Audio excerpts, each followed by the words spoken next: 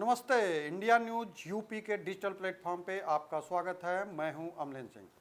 आज दिन भर की जो सुर्खियां बटोरी खबरें थी उसकी लेकर के उसको हम चर्चा करेंगे आपके सामने। उसमें से सबसे ज़्यादा वक्फ बोर्ड पे क्या चर्चाएं हुई, वक्फ बोर्ड बिल में है क्या, वक्फ बोर्ड बिल को लेकर किसने क्या कहा, किसने विरोध किया, किसका कितना समय लगा, विधानसभा से लेकर के लोकसभा तक की चर्चाएं की गई, उसमें कई बयानबाजियां हुई लोकसभा में। इन सारी चीज़ों को लेकर के वक्फ बोर्ड की भी रिपोर्ट हम आपको दिखाएंगे। और रही मेरठ कांड में क्या अपडेट है मुस्कान का और साहिल का, उन दोनों के 14 दिन बाद जो एक मुलाकात होती है और वो तड़फ किस अंदाज में मिलती है एक दूसरे के सामने, वो स्क्रीन प्ले भी हम आपको करेंगे, उसके बारे में भी दिखाएंगे। रही बात कुछ क्राइम की और खबरें हैं और देश विदेश में पुतिन और ट्रंप के बीच में क्या चल रहा है, बाहर अगर हम विदेश में निकलेंगे तो उसके बारे में भी बताएंगे हम आपको। और इंटरनेशनल खबरों के साथ साथ बांग्लादेश में शेख हसीना से लेकर के क्या है, वहाँ की कंडीशन है, क्या तख्ता पलट होगा या फिर जो सरकार मौजूदा काम कर रही है वही करेगी। इन तमाम खबरों के साथ हम हाजिर हैं, बने रहिए हमारे साथ और हम आपको दिखाते हैं रिपोर्ट द रिपोर्ट क्या है आज के बुलेटिन में। बात करेंगे वक्फ बिल बोर्ड की।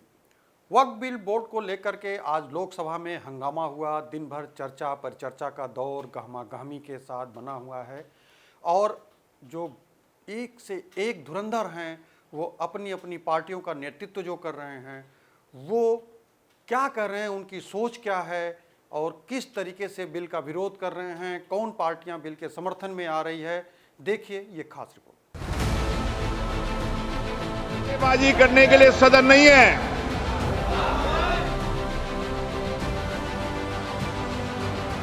वक्फ बिल पर घमासान, क्यों डर रहे मुसलमान? तारीख हुई तय, विपक्ष में क्यों भय? वक्फ पर विवाद, ओवैसी क्यों बोले बर्बाद?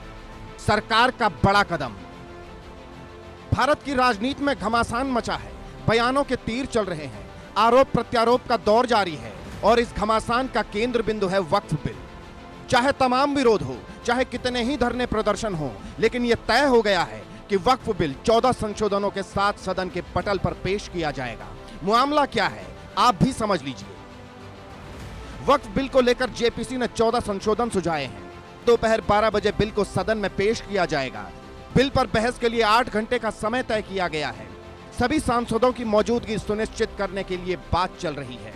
ज्यादातर अपोजिशन पार्टी के लोग 12 घंटे का मांग किया, तब बीच में 8 घंटे का चर्चा का समय तय किया गया और ये भी स्पीकर साहब ने कहा कि 8 घंटे चर्चा का समय दिया है जिसको बढ़ाया जा सकता है, लेकिन हाउस का सेंस लेकर के।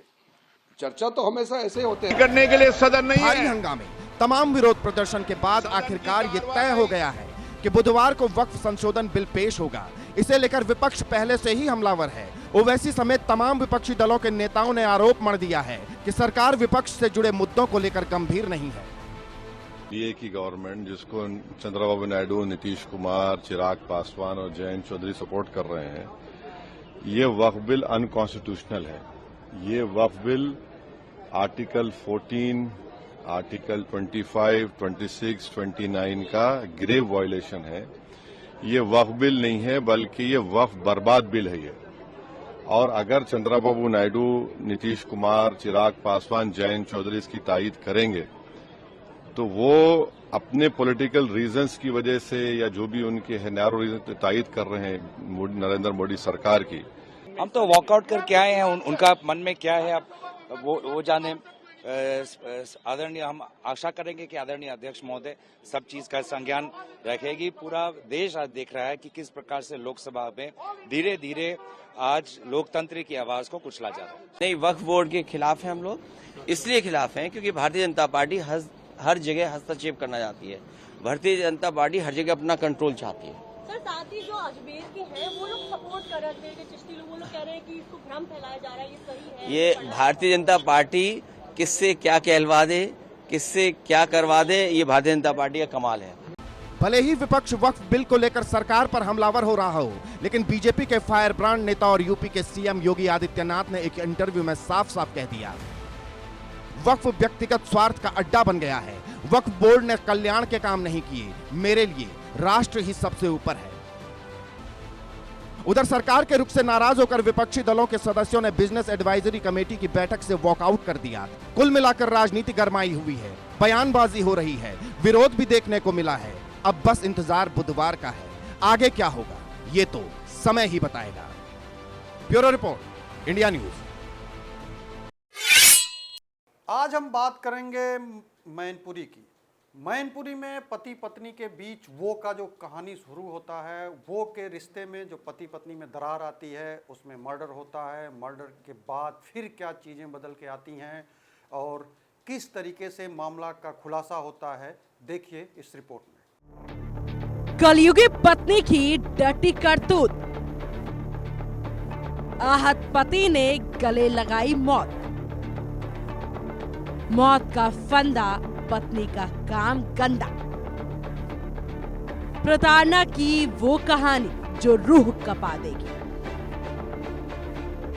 पति, पत्नी और वो। पहले ड्रम, फिर सीमेंट, फिर कॉफी और अब आहत पति की मौत की वो कहानी जो रूह कपा देगी। इन तस्वीरों को ध्यान से देखिए, ये वही पत्नी है जिसकी वजह से एक माँ ने अपना लाल खो दिया, एक पिता ने अपना बेटा खो दिया, एक बहन ने अपना भाई खो दिया, लेकिन मोहतरमा की सेहत पर कोई असर नहीं पड़ा। मैनपुरी के रहने वाले युवक ने 1.5 साल पहले ही परिवार की सहमति से लव मैरिज की थी, लेकिन युवक ने सोचा नहीं होगा कि ये लव मैरिज ही गले का फंदा बन जाएगी। युवक के परिजनों का आरोप है कि शादी के कुछ दिन बाद ही युवती का कहीं और अफेयर हो गया था और फिर यहीं से शुरू होता है गुनाह की वो कहानी, जिसके बारे में ना किसी ने सोचा था, ना ही महसूस किया था। पति पत्नी के बीच में जैसे ही वो तीसरा आया तो फिर रिश्तों में दरार आना शुरू हो गई। झगड़े होने लगे, पति का मानसिक उत्पीड़न किया जाने लगा और फिर तभी पत्नी ने अपने ही पति को मर जाने की बात तक कह दी। पत्नी के शब्द पति को इतने चुभ गए कि उसने मौत के फंदे को गले लगा लिया और मौत की नींद सो गया। घटना से इलाके में कोहराम है, चीख पुकार मच गई। ये सर मेरा छोटा भाई है, मुझसे छोटा। इसकी 2.5 साल पहले जो कि एक लव मैरिज के शादी हुई थी इसकी, तो दोनों तरफ से हम ही ने शादी करी थी, क्योंकि जो इसके लड़की घर वाले थे उनकी स्थिति ये नहीं थी कि वो 2 आदमियों का वही इंतजाम कर पाए। मैंने दोनों तरफ से शादी करी और कर्जा लेके उसके बाद के रंग इसकी पत्नी के ये हुए, मेरे छोटे भाई की पत्नी के, कि हर चौथे दिन घर जाने की जिद करने लगी। तो जब हम लोगों ने उससे एक बार बोला, उसके बाद भी इनके क्या नाम, जो मेरे भाई के ससुर हैं, तो वो हर बार यही कहता था कि मेरे भी पचड़े में ना पड़ो, लड़के लड़की रहने दो। उसके बाद इसकी पत्नी ने, जो कि लक्ष्मी, इसकी पत्नी ने इसको फोर्स किया कि मैं तेरे साथ तब रहूंगी जब मेरे भाई को गाड़ी लेके दे। इस बेचारे ने वो गाड़ी भी लेके दी। सारी चीजें वो हमसे शेयर नहीं कर पाता था, जो कि गाड़ी भी अभी इसी के पास है, हीरो की डीलक्स। उसके बाद अभी पिछले लमसम 2-2.5 महीने से ये राजी बाजी से कुंभ का बहाना करके घर से निकली कि कुंभ जा रही हूँ। तो मेरे पिताजी के भी पैर छुए। अभी 4 नवंबर को मेरे पिताजी का एक्सीडेंट हुआ है, तो अभी भी उनकी ये कंडीशन नहीं है कि वो सही ढंग से चल पाए। इतनी घर की गलत परिस्थिति है अभी इस टाइम कि उसको कुंभ का बहाना करके जो है ना क्या मायके चली। जी, कुंभ का बहाना करके जब इनका मायका है, ये वैसे तो मंगलपुर की रहने वाली है और मायका इनका ये है राधा रमन रोड, लोकप्रिय वस्त्र भंडार, मैनपुरी में। जी अच्छा, अभी मैनपुरी की रहने वाले हैं। जी। तो ये क्या मतलब मायके जाने के बाद फिर आने का? ये मायके जाने के बाद ऐसा हुआ था, 2 दिन की बोल के गए थे। तो उसके बाद जब ये लेने गया इसको, पहले तो इसने कॉल करी तो इसका नंबर ब्लॉक था। उसके बाद मेरे घर में जितने भी परिजन हैं सब लोगों का नंबर ब्लॉक था। और उसके बाद जब इससे ये अंकुर जब इसको घर भेजा, ये पूरा घर से जेवर, जो मेरी माँ का जेवर था, इसका तो था ही, माँ का जेवर, और घर से इसने क्या नाम, छोटे वाले ने 20,000 रुपए मुझसे उधार लेके इसको दिए। ठीक है। कि तू जा तो क्या ये घर ससुराल में नहीं आना चाहती थी क्या? ये इसका अब मैं बोलना तो नहीं चाह रहा, मेरे छोटे भाई की पत्नी है, लेकिन इसका किसी और के साथ अफेयर था। इसका इसीलिए इसको इतना प्रताड़ित किया कि मेरे भाई ने जो है ये गुनाह करने पे मजबूर हो गया। आत्महत्या कर ली? जी जी क्या मतलब जो है कि बताते हैं उसके एक बच्ची भी है, तो क्या बच्ची जी को उसके लेने बच्ची भी है। ये बार बार यही देता रहा फोर्स कि आप हमें लक्ष्मी दो ना दो, हमारी बच्ची को तो एक बार मिलने दो। लेकिन जब भी ये गया तो इसको धक्के मार के बेइज्जत करके निकाला गया वहां से। इसने घर नहीं बताया। फिर एक बार हम भी गए वहां पे, तो हमसे भी उसके यही शब्द थे कि यहाँ से तुरंत भागो, वरना ऐसा दहेज एक्ट मुकदमा लगवाएंगे कि तुम्हारी जर जमीन सब बिक जाएगी। क्या ससुराली और पत्नी के जो उन्होंने जो वचन किए हैं, मतलब कहा है उन्होंने, इस तरह से बेइज्जती की है, क्या उससे हटा को फिर आत्महत्या कर ली? जी बिल्कुल, जी बिल्कुल। इतनी इस तरीके से बेइज्जती नहीं करनी चाहिए थी। आप किसी की बच्ची है, हर एक बाप, जब वो बच्ची उसकी थी तो जो इसके घर में थी ये भी बच्ची इसकी थी। अगर उस बाप को उसकी बच्ची मिली तो इसको इसकी बच्ची क्यों नहीं देखने दी गई? हाँ, शादी ये हुई थी 21 नवंबर 2023 में। शादी में भी लमसम करीब मेरा 24-25 लाख रुपए आज न पैसा है न मेरा भाई है। ये आत्महत्या का कदम ये है कि ये जो है इसके घर वाले जो हैं लड़के की ससुराल वाले, ये साले लालची किस्म के आदमी हैं। इनको कई बार इन्होंने बताया भी कि मतलब ये दाऊ पैसा मांगता है हमसे। उसने बेचारे ने मोटरसाइकिल भी दी, पैसा भी दिया। फिर इसने हमें एक बार बताया तो मैंने उसको बुलाया यहाँ, तब इनके पास शायद रिकॉर्डिंग भी है। उसने एक बार शायद 1.5 लाख रुपया इनसे लिया भी, शादी के बाद भी रुपया लिया। तो उन्होंने अपनी टीन वगैरह कुछ डलवाई और इसको मैंने बुलाया अपने ऑफिस में। क्या लगता है कि पति के अपने दोनों तरफ का खर्चा उठा रहे हैं?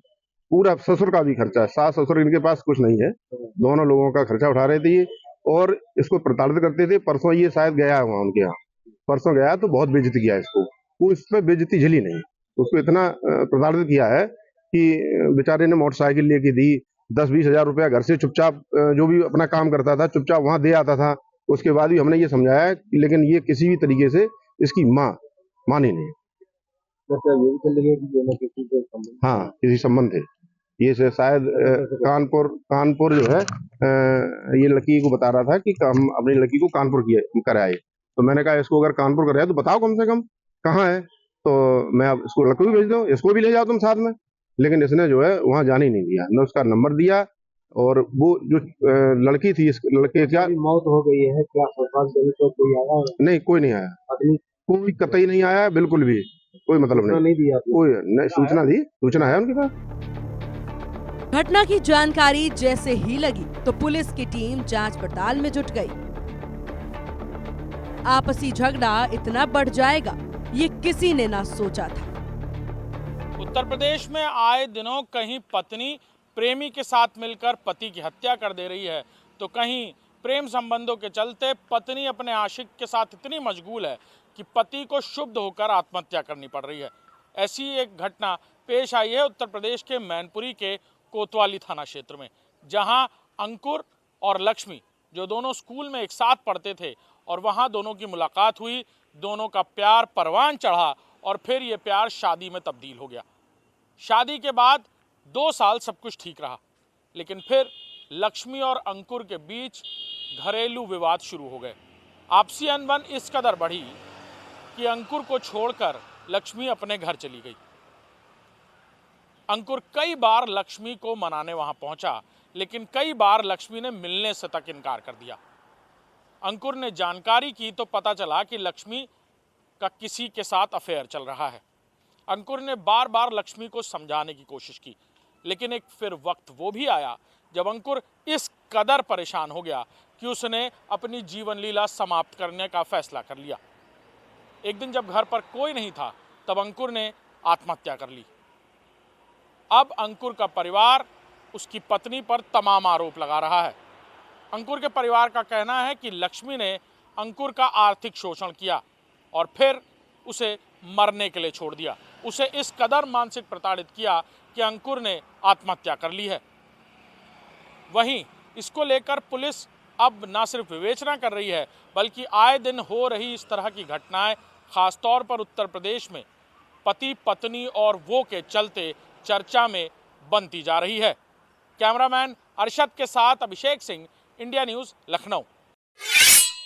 मेरठ हत्याकांड की बात आपने सुनी होगी। मेरठ हत्याकांड में मुस्कान और साहिल ये दोनों जेल में बंद हैं। 14 दिन बाद इनको न्यायिक हिरासत में आज कोर्ट में पेश होना था, लेकिन कोर्ट की पेशी अगर हम कहें तो दोनों को वीडियो कॉन्फ्रेंसिंग के जरिए बात कराने की कोशिश की गई।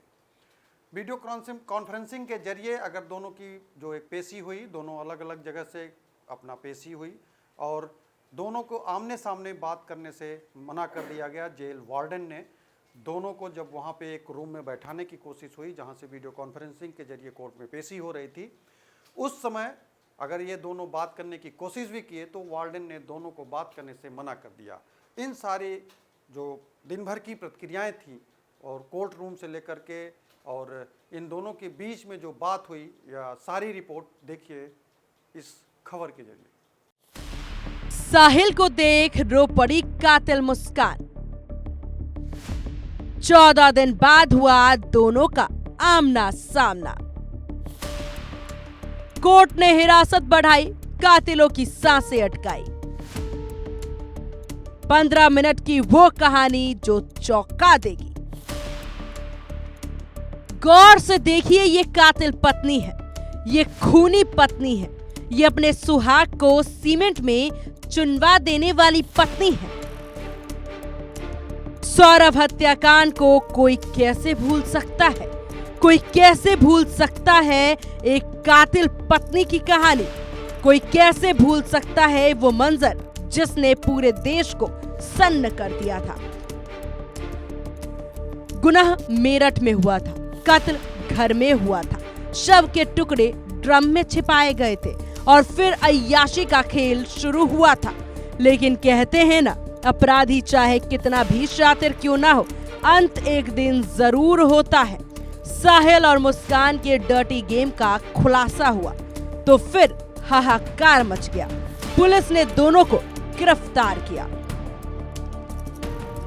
इस बार तारीख 2 अप्रैल थी। 14 दिन बाद आमने सामने थे मुस्कान और साहिल। मुस्कान की आंखों में आंसू थे, लेकिन आंसू अपनी करतूत पर नहीं बल्कि साहिल से जुदा होने पर थे। जेल सूत्रों के मुताबिक साहिल को देखते ही मुस्कान रो पड़ी। करीब 15 मिनट तक दोनों वीडियो कॉन्फ्रेंसिंग रूम में रहे। मुस्कान और साहिल एक दूसरे से बात करना चाहते थे, लेकिन जेल वार्डन ने दोनों को बातचीत नहीं करने दी। ऑनलाइन पेशी के दौरान जज ने पहले मुस्कान फिर साहिल का नाम पूछा, फिर किए कुछ सवाल। इसके बाद कोर्ट ने 14 दिन यानी कि 15 अप्रैल तक दोनों की न्यायिक हिरासत बढ़ा दी है। इसके बाद मुस्कान को महिला बंदियों और साहिल को पुरुष बंदियों की बैरक में भेज दिया गया। आप सही कह रहे हैं कि आज माननीय न्यायालय के आदेशानुसार दोनों की वीडियो कॉन्फ्रेंसिंग के माध्यम से पेशी कराई गई। जैसा कि आप जानते हैं, जिन बंदियों की चार्जशीट नहीं आती है उनको माननीय न्यायालय के आदेश के अनुक्रम में वीडियो कॉन्फ्रेंसिंग कराई जाती है। इसमें प्रक्रिया होती है कि माननीय न्यायालय से जो सरकारी वकील हैं वो, प्रोसिक्यूशन के जो वकील हैं वो, और माननीय न्यायालय जज साहब खुद और उनका स्टाफ आदि जुड़ते हैं, और जेल से जो अभियुक्त होते हैं, जो जिनके ऊपर आरोप होता है, आरोपी होते हैं, उनको जोड़ा जाता है। तो दोनों को जो है आज माननीय न्यायालय के समक्ष वीडियो कॉन्फ्रेंसिंग के द्वारा पेशी की। नहीं, ऐसा होता है कि जब एक केस के जो बंदी होते हैं उनको एक साथ पेश किया जाता है न्यायालय के समक्ष, क्योंकि काफ़ी बंदियों की पेशी, लगभग 100 से ऊपर बंदियों की पेशी होती है। तो उन दोनों को भी एक साथ पेश किया गया। दोनों के द्वारा एक दूसरे को देखा गया और भावुक भी लगे, लेकिन कोई बातचीत नहीं हो सकी, क्योंकि वीडियो कॉन्फ्रेंसिंग में जब तक माननीय न्यायालय कुछ नहीं पूछते बोला जाना अनुमानित नहीं है। मुस्कान तो सिलाई कढ़ाई सीख रही है और रामायण का पाठ कर रही है, और साहिल ने अपना ये कहा था कि वो खेती बाड़ी और उसका सब्जी उगाने का काम सीखना चाहता है, तो उसको सिखाया जा रहा है। और ये तो केवल 8 दिन का कोर्स है, उसके बाद वो चाहेगा तो अलग भी कोई काम उसको चुनने की या सीखने की अनुमति है। सौरभ की हत्या के बाद से सवाल लगातार बने हुए हैं, सस्पेंस लगातार बरकरार है।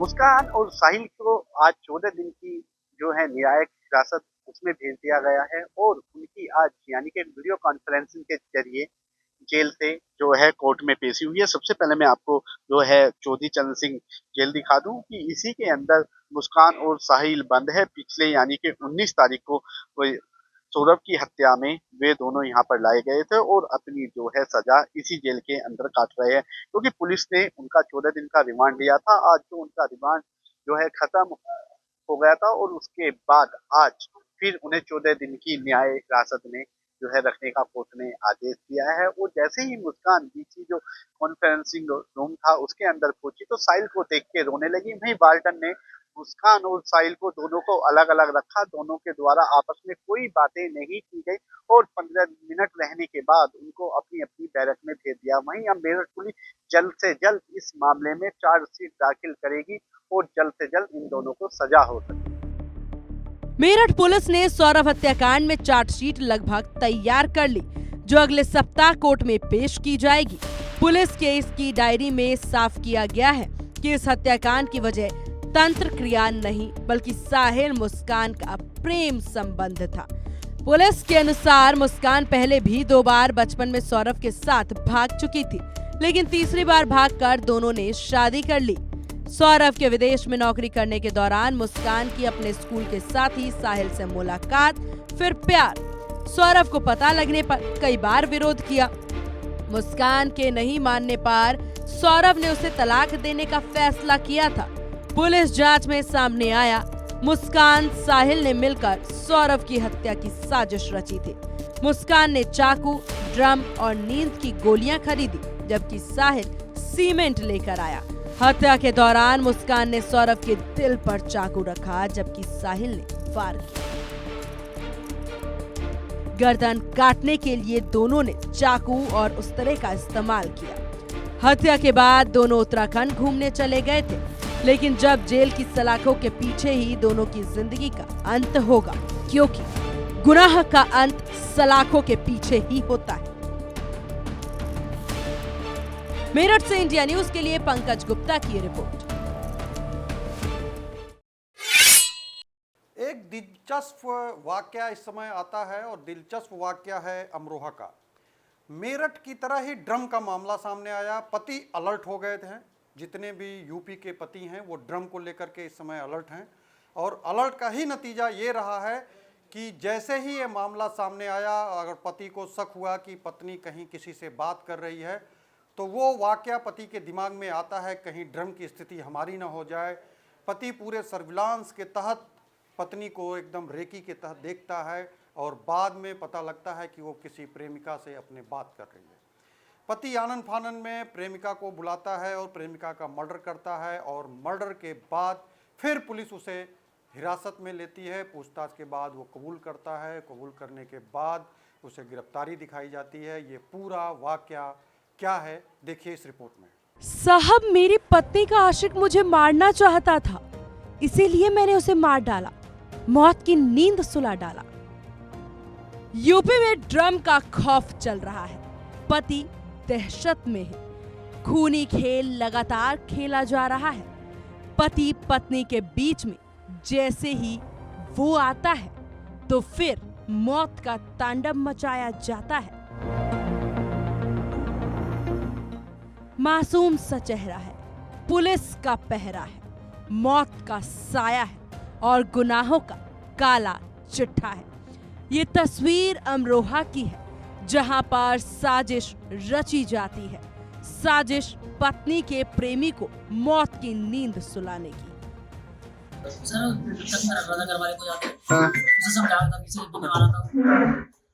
फिर क्या दिक्कत लगाया था, घर वाले को धमकी कर लगा, तेरे मारूंगा मैं, नहीं तेरे आदमी को मार के मुझे संग ले जाऊंगा जबरदस्ती। तुझे भी डर था क्या कोई? हां, मैं फोन पे धमकी दे रहा हूं कि तू काम पैसा पाए तो मारूंगा। डर था क्या कि ड्रम तुझे भी ना डाल दे काट के? हैं? डर था पूरा, डर की वजह से। मेरठ में ड्रम हत्याकांड के बाद पूरे यूपी में दहशत का माहौल है और यही मंजर यूपी के अमरोहा में देखा गया। अमरोहा में पत्नी के प्रेमी के डर की वजह से पति ने पत्नी से प्रेमी को पहले बुलवाया, फिर गुनाह कर डाला। आरोपी पति ने पत्नी के आशिक को मौत के घाट उतार दिया। पुलिस ने सीसीटीवी की मदद से हत्या का 48 घंटे में खुलासा कर दिया। आरोपी को सलाखों के पीछे भेज दिया। 30 मार्च को थाना हसनपुर क्षेत्र में एक शव बरामद हुआ था, जिसका नाम कौशिंद्र था और जिसको तत्काल पोस्टमार्टम के लिए भेजा गया था। पोस्टमार्टम में मृत्यु का कारण थ्रॉटलिंग आया था। इसमें परिवारजनों की तहरीर के आधार पर तत्काल मुकदमा पंजीकृत किया। टीम ने बहुत ही सराहनीय कार्य करते हुए 48 घंटे के भीतर थाना हसनपुर एसओजी सर्विलांस की टीम ने इस घटना का अनावरण किया है। इसमें 3 लोगों को गिरफ्तार किया गया है। वीरपाल, जमुना देवी, ये दोनों पति पत्नी है, और राजीव जो वीरपाल का साला है। इन्होंने पूछताछ के क्रम में बताया है कि कौशिंद्र का अवैध संबंध था जमुना देवी से। इसकी जानकारी जब इसके पति को इनके बीच में विवाद हुआ था, उसके बाद जमुना देवी ने मृतक से मिलने से मना कर दिया था और किसी भी प्रकार का संबंध रखने से मना किया, किंतु कौशिंद्र इसको बार-बार परेशान करता था और संबंध बनाने के लिए विवश करता था। इसी के चलते इन्होंने योजना बनाई। 30 मार्च को इन्होंने फोन करके इसको अपने घर बुलाया, जहाँ पे गला दबाकर इसकी हत्या कर दी गई वीरपाल और जमुना देवी द्वारा, और लगभग 3-4 घंटे ये अपने घर पे ही रखे। जब शाम को अंधेरा हो गया तो अपने साले को बुला के बाइक पे इसे बैठा के इसके शव को रोड के किनारे फेंका गया। इसमें सीसीटीवी भी प्राप्त हुआ है, जिसमें मृतक को बाइक के बीच में बैठाते हुए और ये दोनों बाइक पे है और महिला भी इसको बाइक पे बैठाने में मदद कर रही, ये भी प्राप्त हुआ। इसमें सभी साक्ष्यों के आधार पर अभियुक्तों को गिरफ्तार कर जेल भेजा जा रहा है। पुलिस की ओर से जानकारी दी गई कि मृतक और आरोपी की पत्नी का 2 सालों से अवैध संबंध चल रहा था। यही अवैध संबंध पति को बर्दाश्त न हुआ और प्रेमी का अंत कर दिया। फिलहाल तीनों आरोपी जेल की काली कोठरी में बंद हैं। अमरोहा से इंडिया न्यूज के लिए अरुण चाहल की रिपोर्ट। अगर हम बात करें विदेश की, तो विदेश की बात में अगर बात होती है तो सुर्खियों में सबसे ज़्यादा ट्रंप आते हैं। आजकल एक ताज़ा मामला सामने निकल के आया है। ट्रंप ने पुतिन को फ़ोन किया, फ़ोन करके उनको धमकी दी। धमकी देने का अंदाज कुछ ऐसा था कि टैरिफ प्लान से रिलेटेड था। अगर आप उनकी बात को नहीं मानते हैं तो टैरिफ प्लान 25% से बढ़ाकर 50% कर दिया जाएगा। और उस चीज़ों को मानने का दरकिनार था क्या, आइडिया था क्या, किस चीज़ को लेके बात हुई, वो टैरिफ प्लान का क्यों ज़बरदस्ती करने की कोशिश की जा रही है पुतिन के ऊपर, पुतिन किस चीज़ को नहीं मान रहे हैं, देखिए इस रिपोर्ट में। व्लादिमीर पुतिन पर ट्रंप आग बबूला। ट्रैफिक लगने से कौन होगा ढीला। अमेरिका रूस में बढ़ी दरार, अब दुनिया में मचेगा हाहाकार। क्या अमेरिका के राष्ट्रपति डोनाल्ड ट्रंप नाराज हैं? क्या अमेरिका और रूस में अनबन चल रही है? क्या ट्रंप और पुतिन आमने सामने आ चुके हैं? ये वो सवाल हैं जो पूरी दुनिया खड़े कर रही है। अमेरिका के राष्ट्रपति डोनाल्ड ट्रंप ने व्लादिमीर पुतिन पर नाराजगी जाहिर की है। मीडिया रिपोर्ट के अनुसार ट्रंप ने यूक्रेन संघर्ष को लेकर पुतिन की तरफ से की गई टिप्पणियों पर नाराजगी जताई है। ये ट्रंप के रुख में एक बड़े बदलाव को दर्शाता है, क्योंकि इससे पहले पूरी दुनिया ने दोनों नेताओं को एक साथ देखा। वैश्विक मंच पर दोनों नेता एक ही दिखते हैं, लेकिन अब ऐसा लग रहा है कि दोनों में सब कुछ ऑल इज वेल नहीं है। मीडिया रिपोर्ट के मुताबिक ट्रंप ने खुद उन्हें फोन कर अपनी नाराजगी जाहिर की। पुतिन ने यूक्रेन में नए नेतृत्व की बात कही। बड़ी बात यह है कि ट्रंप ने जेलेंस्की को भी भरे मंच पर फटकार लगाई थी और साथ ही नेतृत्व पर सवाल खड़े किए थे। दोनों नेताओं की बातचीत के दौरान ट्रंप ने चेतावनी दी कि अगर अमेरिका और रूस यूक्रेन में खून खराबा को रोकने के लिए कोई समझौता करने में विफल रहे हैं, तो वहीं रूस से आने वाले तेल पर सेकेंडरी टैरिफ लगाएंगे। ट्रंप ने कहा कि अगर रूस की गलती है तो मैं रूस से आने वाले तेल पर सेकेंडरी टैरिफ लगाऊंगा। ये सेकेंडरी टैरिफ उन देशों पर भी लागू होंगे जो रूस से तेल खरीदेंगे, जिससे उनके अमेरिका के साथ व्यापार पर रोक लग सकती है। दावा ये किया जा रहा है कि ट्रंप ने कहा है कि इस टैरिफ की दर 20 से 25% तक होगी, जो रूसी तेल के व्यापार को बुरी तरीके से प्रभावित करेगी। ट्रंप की ये नाराजगी पुतिन की ओर से हाल ही में 30 दिन के लिए युद्धविराम अमेरिकी यूक्रेन योजना को खारिज करने के बाद आई है। पुतिन ने शांति प्रक्रिया के हिस्से के रूप में जेलेंस्की को पद से हटाने का सुझाव दिया है, जिसमें ट्रंप और अधिक गुस्से में आ गए हैं और ट्रंप और पुतिन के संबंध बदलने लगे हैं। Bureau report, India news, Uttar Pradesh, Uttarakhand. Pakistan में इस समय सब कुछ ठीक नहीं चल रहा है। जनरल के खिलाफ जो एक मोर्चा खोला गया है, वो बगावती सुर जो फूट रहे हैं, वो पाकिस्तानी सेना के जूनियर जो हैं अपने अफसर जनरल मुनीर के इस्तीफे की मांग कर रहे हैं। इस्तीफे की वजह क्या है, देखिए इस रिपोर्ट में।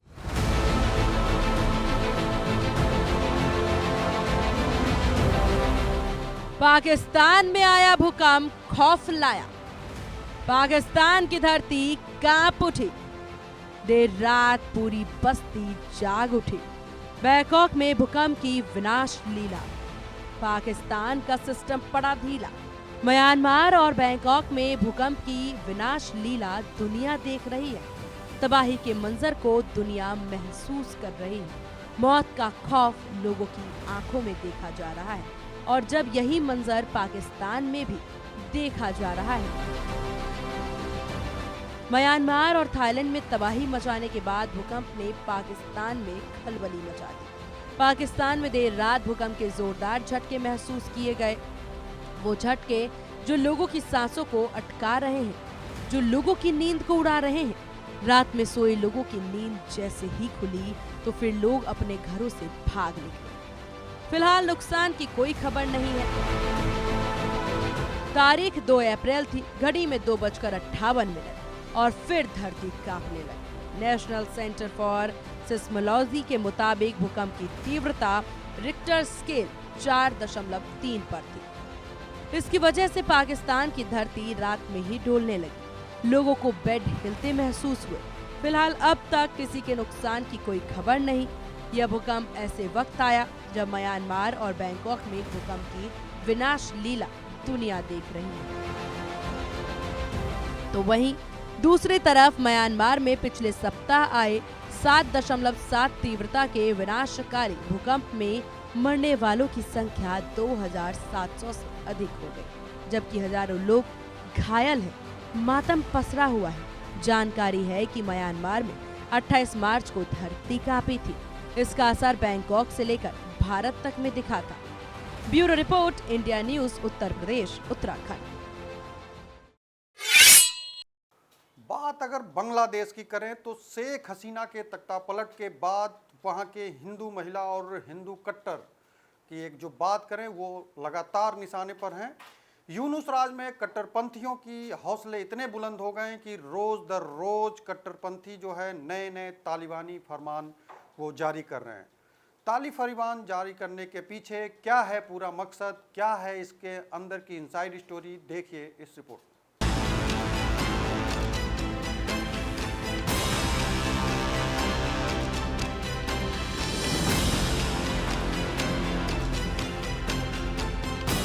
तालिबान के रास्ते पर जा रहा पड़ोसी मुल्क बांग्लादेश। यूनुस पर मजहबी जुनून, महिलाओं के खिलाफ तालिबानी फरमान, महिला फुटबॉलरों का अपमान, हैवान बना तालिबान। यूनुस राज में अल्पसंख्यकों, महिलाओं पर बेहिसाब अत्याचार। बांग्लादेश में पूर्व पीएम शेख हसीना की हुकूमत खत्म होने के बाद यूनुस सरकार में मजहबी कट्टरपंथ एक्टिव हो गए हैं। इस्लामिक कट्टरपंथी संगठन बांग्लादेश में नए नए तालिबानी फरमान जारी कर रहे हैं। यूनुस सरकार कट्टरपंथियों के खिलाफ न कोई कार्रवाई कर रही है, न कोई स्पष्ट दिशा निर्देश तय कर रही है। यूनुस सरकार के राज में बांग्लादेश में कट्टरपंथियों का वर्चस्व लगातार बढ़ता जा रहा है। बांग्लादेश में कट्टरपंथियों के निशाने पर सबसे ज्यादा महिलाएं हैं। यूनुस राज में कट्टरपंथी संगठन महिलाओं के खिलाफ लगातार तालिबानी फरमान जारी कर रहे हैं। बांग्लादेश में बिगड़े हालात के बीच मजहबी कट्टरपंथियों ने महिलाओं की परेशानी और बढ़ा दी है। आलम यह है कि बांग्लादेश में हिजाब नहीं पहनने वाली महिला को परेशान करने वाले शख्स को सम्मानित किया जा रहा है। इतना ही नहीं, बांग्लादेश में फुटबॉल खेलने वाली लड़कियों के फुटबॉल खेलने पर पाबंदी लगा दी गई है। बांग्लादेश के कई हिस्सों में मजहबी जुनून का असर दिखने लगा है, लेकिन कट्टरपंथ के बढ़ते प्रभाव पर यूनुस सरकार का ध्यान नहीं है। बांग्लादेश में महिलाओं के खिलाफ हिंसा बढ़ रही है, जिससे कानून व्यवस्था पर सवाल खड़े हो रहे हैं। बांग्लादेश में महिलाओं के खिलाफ हिंसा के आंकड़ों ने मोहम्मद यूनुस के नेतृत्व वाली अंतरिम सरकार की गंभीर वास्तविकता को उजागर कर दिया है। बांग्लादेश में फरवरी 2025 में महिलाओं और बच्चों के खिलाफ हिंसा के 295 घटनाएं दर्ज की गईं, जिनमें 46 दुष्कर्म के थे। वहीं जनवरी में दुष्कर्म के मामलों की संख्या 39 थी। बांग्लादेश में यूनुस के नेतृत्व वाली अंतरिम सरकार के सत्ता में आने के बाद महिलाओं के खिलाफ यौन हिंसा के कई मामले सामने आ चुके हैं। बांग्लादेश महिला परिषद ने महिलाओं के खिलाफ अपराध की बढ़ती घटनाओं की निंदा की, लेकिन बावजूद इसके यूनुस राज में महिलाओं के खिलाफ अपराध में कमी नहीं आ सकी। महिलाओं के खिलाफ चौंकाने वाले आंकड़ों ने यूनुस सरकार की पोल खोलकर रख दी है। बांग्लादेश में महिलाओं के खिलाफ हिंसा में लगातार बढ़ोतरी जारी है। यूनुस सरकार के राज में महिलाएं अब विरोध करने से भी डरती हैं। इस्लामिक कट्टरपंथी समूह, आतंकवादी और अन्य चरमपंथी तत्वों ने महिलाओं का जीना दुश्वार कर रखा है। पिछले कई महीनों से महिलाओं को घर के बाहर यौन उत्पीड़न का सामना करना पड़ रहा है। शेख हसीना के तख्तापलट के बाद से महिलाओं के खिलाफ हिंसा में बढ़ोतरी बढ़ती जा रही है। यूनुस की अगुवाई में बनी अंतिम सरकार में हिंदू मंदिरों और हिंदू समुदाय पर लगातार जुल्म ढाए जा रहे हैं। बांग्लादेश में हिंदुओं के खिलाफ हमले थमने का नाम नहीं ले रहा है। यूनुस राज में हिंदुओं के घरों और मंदिरों पर हमला किया जा रहा है। मंदिरों में मूर्तियां तोड़ी जा रही हैं। बांग्लादेश में लोकतंत्र बहाली की कोशिशें जारी हैं, लेकिन कट्टरपंथ का बढ़ता दबदबा खतरनाक संकेत दे रहा है। चिंता की बात यह है कि आज बांग्लादेश में न सिर्फ महिलाएं बल्कि अल्पसंख्यक भी खुद को असुरक्षित महसूस कर रहे हैं।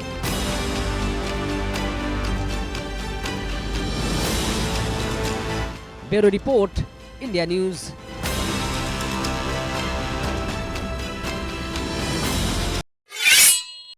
इस बुलेटिन में बस इतना ही। देश विदेश से लेकर के हम जनरल खबरें जितनी भी हैं वो सब हम आपके सामने लेकर के ऐसे ही हाजिर होते रहेंगे। फिलहाल अभी के लिए दीजिए हमको इजाज़त, फिर हम उपस्थित होंगे कुछ ही घंटों के अंदर। नमस्कार।